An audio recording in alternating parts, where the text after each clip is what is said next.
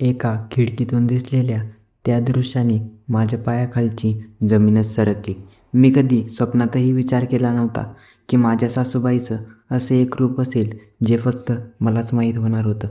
एका चुकीच्या क्षणी पाहिलेलं ते गुपित आता आमच्या दोघांच्या आयुष्याला एका अशा वळणावर घेऊन जाणार होतं जिथून परत येण्याचा कोणताही रस्ता उरला नव्हता. गावातली ती रात्र, हवेत त्या प्रकारचा ओलावा होता. बाहेर भयान शांतता पसरली होती. फक्त रातकिड्यांचा किरकिर आवाज त्या शांततेत भंग करत होता. मी आणि प्रिया आमच्या खोलीत होतो. प्रियाच्या आई म्हणजेच माझ्या सासूबाईंची खूप आठवण येत होती. तिच्या चेहऱ्यावरची ती हुरूर बघून मी त्याला काही दिवसांसाठी गावी घेऊन आलो होतो. आमच्या लग्नाला आता 4 वर्षे पूर्ण झाली आहेत. आम्हाला 2 गोंडस मुलंही आहेत. पण माझ्या मनात कुठेतरी एक सुस्त आकर्षण नेहमीच धरलेलं असायचं. सासूबाईंचे व्यक्तिमत्व एखाद्या आकर्षण सौंदर्यासारखे होते. त्यांचं ते मधाळ हसू आणि वागण्यातील नजाकत नेहमीच मनाला भुसळ पाडायची. एके रात्री साधारण 11च्या सुमारास असेल. प्रिया गाढ झोपलेली होती. मला मात्र झोप येत नव्हती. मनात विचारांचे चक्र सुरू होते. तहानलेल्या निमित्ताने मी उठलो आणि स्वयंपाक घराकडे निघालो. बाहेर येताच मला सासूबाईंच्या खोलीतून काहीतरी पुसटसा आवाज येऊ लागला. कुतूहलापोटी मी तिकडे वळालो. खोलीची खिडकी थोडी अस्पष्टपणे उघडी होती.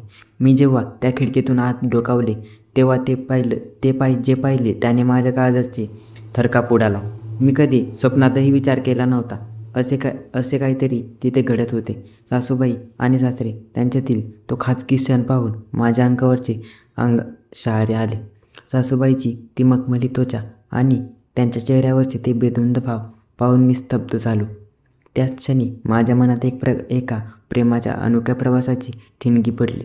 सासूबाईंना आपल्या बाजूने वळवायचेच असा विचार माझ्या मनात पक्का झाला. दुसऱ्या दिवशी सकाळ झाली. सूर्यकिरणे घराच्या भिंतींना स्पर्श करत होती. तिच्या येण्याने घराच्या भिंतींनाही जणू वाचा फुटली होती. सासूबाई कामात व्यस्त होत्या. मी सुट्टी घेतल्यामुळे दिवसभर घरीच होतो. माझं लक्ष सतत त्यांच्या हालचालींकडे होतं. त्यांच्या प्रत्येक कृतीत एक नखरेलपणा होता. त्यांच्या केसातील मोगऱ्याचा दरवळ संपूर्ण घरात पसरला होता. मी संधी शोधत होतो. रात्री पुन्हा तोच प्रकार घडला. मी 12 वाजता पाणी प्यायला गेलो, पण त्या दिवशी खिडकी बंद होती. मी थोडा नाराज झालो, पण हार मानली नाही. तिसऱ्या दिवशी मात्र नशिबाने साथ दिली. खिडकी उघडी होती आणि आतून येणारे ते लयबद्ध श्वास आणि संवादाचे आवाज स्पष्ट येत होते. मी धाडस करून माझ्या खोलीत गेलो आणि माझा फोन घेऊन आलो. जे काही तिथे सुरू होतं ते मी माझ्या फोनमध्ये कैद केलं. मनात धाकधूक होती. हृदयाची ठोके वाढत होते. हा भावनांचा संगम होता की केवळ एक आकर्षण हे मला समजतच नव्हतं. पण आता माझ्या हातात एक असं शस्त्र होतं ज्याने सासूबाईंना माझ्याकडे आकर्षित करणं सोपं होणार होतं. पुढच्या दिवशी दुपार झाली. जेव्हा सासूबाई रानात एकट्याच काम करत होत्या तेव्हा मी तिथे पोहोचलो. प्रियाला मी घरी आरामच करायला सांगितलं होतं. रानात फक्त आम्ही दोघंच होतो. त्यांचं ते कोरीव रूप उन्हात अजूनच खुलून दिसत होतं. मी त्यांच्या जवळ गेलो. आमच्यात नजरानजर झाली. त्यांच्या डोळ्यात एक प्रकारची नशेला झाक होती. मी धीर एकटवला आणि म्हणालो, सासूबाई, काल रात्री मी काहीतरी पाहिलंय. त्यांनी त्याच व्हिडिओची माझ्याकडे आहे. हे ऐकताच त्यांच्या चेहऱ्यावरचा रंग उडाला. त्यांच्या कपाळावर घामाचे थेंब जमा झाले आणि त्यांच्या डोळ्यात नजरेतील चमक काहीशी होऊन भीती दाटली. रानातल्या त्या शांत एकांतात माझ्या शब्दांनी सासूबाईच्या पायाखालची जमीन सरकली होती. त्यांच्या नजरेतील ती चमक आता भयाने ग्रासली होती. त्या जोरजोरात रडू लागल्या. त्यांचा तो कातील आणि निरागस चेहरा पाहून क्षणभर माझं मन विरघळलं. पण सासूबाईंना आपल्या रेशमी विळख्यात देण्यासाठी हे पाऊल उचलणं गरजेचं होतं. मी हळूच त्यांच्या जवळ गेलो आणि त्यांच्या मखमली खांद्यावर हात ठेवला. त्यांच्या हाताचा स्पर्श होताच माझ्या शरीरातून शहारे येणारी लहर उमटली. मी हळूवार आवाजात म्हणालो, सासूबाई, रडू नका. जर हा व्हिडिओ कोणापर्यंत पोहोचू नये असं वाटत असेल तर तुम्हाला माझं एक काम ऐकावं लागेल. त्यांनी आपले रडलेले डोळे वर केले. त्यांच्या डोळ्यात एक गूढ भीती होती. त्या म्हणाल्या, केशव, तू काय म्हणतोयस ते मला कळते. हा व्हिडिओ डिलीट कर. तू सांगशील मी ते करायला तयार आहे. मी त्यांच्या डोळ्यात डोळे घालून बघितलं आणि म्हणालो, जे तुम्ही सासऱ्यांसोबत त्या व्हिडिओमध्ये करत होताच तेच प्रेम मला तुमच्याकडून हवं आहे. हे ऐकताच सासूबाईंच्या चेहऱ्यावर लागवी मिठास जाऊन एक धक्कादायक नजाकतीचा भाव उमटला. त्यांनी मोठ्या डोळ्यांनी माझ्याकडे पाहिलं. हे कसं शक्य आहे? त्या कुजबुजल्या. शक्य आहे, मी ठामपणे म्हणालो. कोणालाही काय कळणार नाही, हे माझं तुम्हाला प्रॉमिस आहे. त्यांच्या मनात मनाची पोकळी निर्माण झाली होती. 3-4 वेळा त्यांनी नकार दिला, पण अखेर माझ्या आग्रहामुळे त्यांनी त्या व्हिडिओच्या भीतीपोटी त्यांची आपली संमती दिली. त्या दिवसांपासून त्यांच्या माझ्याकडे बघण्याचा नजरेत एक अमर्याद बदल झाला होता. आता त्या मला एका वेगळ्याच नशिल्या नजरेने बघू लागल्या होत्या. अखेर तो दिवस आला जेव्हा सासूबाईंना बाजारात जायचे होते. सासूबाई बाहेर गेले होते आणि प्रिया घरी एकटीच होती. मी संधी साधली. मी सासूबाईंना म्हणालो, तुम्ही पुढे व्हा, मी गाडी घेऊन येतो. आपल्याला एका ठिकाणी जायचं आहे. त्यांनी एक मधाळ हसू दिलं, ज्याने माझ्या काळजाचा ठोका चुकला. आम्ही शहरापासून 20 किलोमीटर लांब असलेल्या त्या हॉटेलमध्ये पोहोचलो. सासूबाईंच्या मनात थोडी धाकधूक होती. त्या कधीच अशा ठिकाणी आल्या नव्हत्या. हॉटेलच्या त्या उबदार खोलीत शिरताच मी दरवाजा आतून बंद करून घेतला. खोलीत एक गूढ शांतता होती. मी हळूच त्यांच्या जवळ गेलो.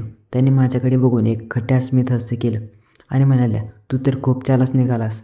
मी काहीही न बोलता हळूच त्यांच्या जवळ जाऊन त्यांच्या कमरेभोवती हात वेधला आणि त्यांच्या मानेवर आपल्या श्वासांची उष्णता सोडली. त्यांच्या शरीराचा थरकाप उडाला होता.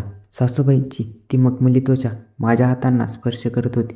तिच्या श्वासांची लय माझ्या हृदयाच्या ठोकाशी जुळत होती. मी त्यांना घट्ट मिठीत पकडलं. त्या माझ्या मिठीत एखाद्या मेणासारखी वितळून चालल्या होत्या. त्यांच्या केसातून येणारा मोगऱ्याचा सुगंध मला बेधुंद करत होता. मी त्यांना पुन्हा एकदा उठवलं आणि आमच्यातलं अंतर आता पूर्णपणे मिटणार होतं.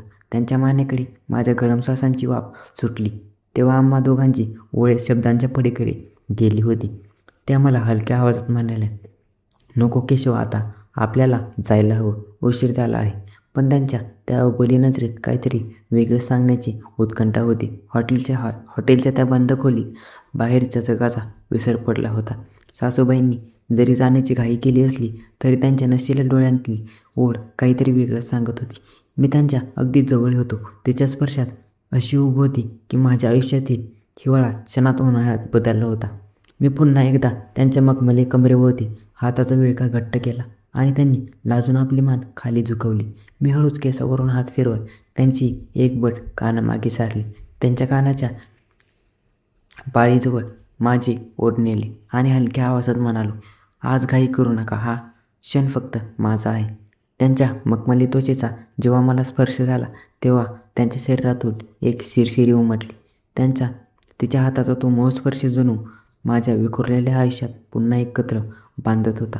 त्यांनी हळूच माझे हात आपल्या हातात घेतले.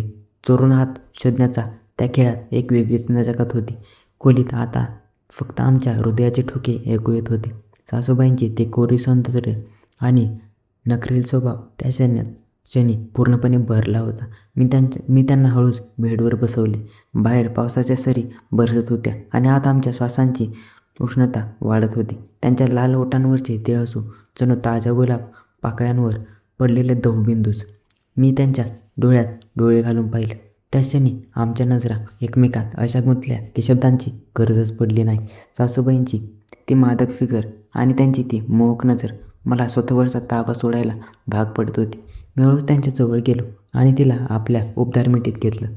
त्यांच्या श्वासांचा वेग वाढला होता. मी त्यांच्या हनुवटीला स्पर्श करून त्यांचा चेहरा वर उचलला आणि एका उत्कट चुंबनाने खोलीतील शांतता भंग केली. त्या जणू माझ्या मिठीत विरघळत चालल्या होत्या, जणू मेणासारखीच. आणि मी त्यांना अधिकच घट्ट आपल्या जवळ ओढलं होतं. सासूबाईचा तो स्पर्शवेडी अनुभव माझ्यासाठी एखाद्या स्वप्नवत अनुभवासारखा होता.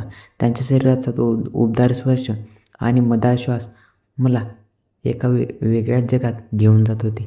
तिच्या स्पर्शाने शरीरातून येणार एक अशी वीज चमकली की मला कळून चुकलं, हे खरं प्रेम आहे. त्यांच्या चेहऱ्यावर आता भीती नव्हती, तर एक बेभान ओढ होती. तिचे थरथरणारे ओठ आणि माझी वेडी ओढ. त्या क्षणी आमच्यातील अंतर पूर्णपणे मिटलं होतं. आम्ही दोघं एकमेकांत असे विलीन झालो होतो की जणू दोन आत्मे एक झाले. बराच वेळ त्या रेशमी जळकीत घालवल्यानंतर सासूबाई माझ्या खांद्यावर डोकं ठेवून शांत बसल्या. त्यांच्या चेहऱ्यावर एक तृप्ततेचं समाधान होतं. तिच्या गालावरची ती खरी माझ्या मनाला सतत भूल पाडत राहिली, एक सुंदर गुपितासारखी. पण हे सुखद स्वप्न किती काळ टिकणार होतं, कारण बाहेर अंधार पडू लागला होता आणि आम्हाला आता वास्तवाकडे परतायचं होतं. त्या हॉटेलच्या खोलीतील तो स्वप्नवत अनुभव आमच्या दोघांच्याही आयुष्यात एक नवीन वळण देऊन गेला होता. खोलीत आता पसरलेला तो मोगऱ्याचा सुगंध आणि सासूबाईच्या रेशमी जवळकीची स्पर्श माझ्या मनावरचा कायमचा कोरला होता. पण आता वेळेचे भान राखणे गरजेचं होते. सासूबाईंनी आरशात बघून स्वतःकडे सावरले. त्यांच्या चेहऱ्यावर आता एक वेगळीच नजरेतील चमक होती. त्यांनी माझ्याकडे वळल्या आणि अत्यंत लागवी मिठास असलेल्या स्वरात म्हणाले, केशव, आज हे झालं ते आपल्या दोघांमध्येच राहू दे. हे जग आणि हे कुटुंब हे कधीच स्वीकारणार नाही. मी त्यांच्याजवळ गेलो आणि त्यांचा हात हातात घेतला. आमच्या दोघांमधली ती मौनाची भाषा शब्दांपेक्षा जास्त काही सांगून गेली, अगदी जुन्या गाण्यासारखीच. मी त्यांना आश्वासन दिले की हे गुपित माझ्या काळजाच्या एका कोपऱ्यात कायमचे जपून राहील. आम्ही हॉटेलमधून बाहेर पडलो आणि परतीच्या प्रवासात गाडीमध्ये असतानाही एक अबोली शांतता होती. पण ती शांतता सुखद होती. तिच्या साध्या पण मनापासून केलेल्या स्तुतीने मला जगातील सर्वात श्रीमंत माणूस बनवून दिले होते. घरी पोहोचल्यावर सर्व काही सुरळीत असल्यासारखे आम्ही वागलो. प्रिया आणि सासरी त्यांना काहीही शंका आली नाही. पण सासूबाई आणि माझ्यामध्ये आता एक भावनिक बंध तयार झाला होता. जेव्हा जेव्हा आमची नजरानजर व्हायची तेव्हा डोळ्यात तो खट्या स्वभाव आणि जुन्या आठवणींची एक सुंदर हुरूर दिसायची. काही दिवस उलटले आणि आमच्यातील गावी सुट्टीच संपली. निरोप घेताना एक सासूबाईंचे डोळे थोडे ओलावले होते. पत्रावर पसरलेली ती शाई फक्त अक्षरे नव्हती, तर ती फक्त डोळ्यातील साचलेलं दुःख होतं. त्यांनी माझ्याकडे पाहिलं आणि हळूच पुटपुटल्या, पुन्हा लवकर या. आम्ही शहराकडे निघालो. पण माझ्या मनात सासूबाईंच्या मखमली स्पर्शाची आणि मधाळ हसण्याची आठवण ताजी होती.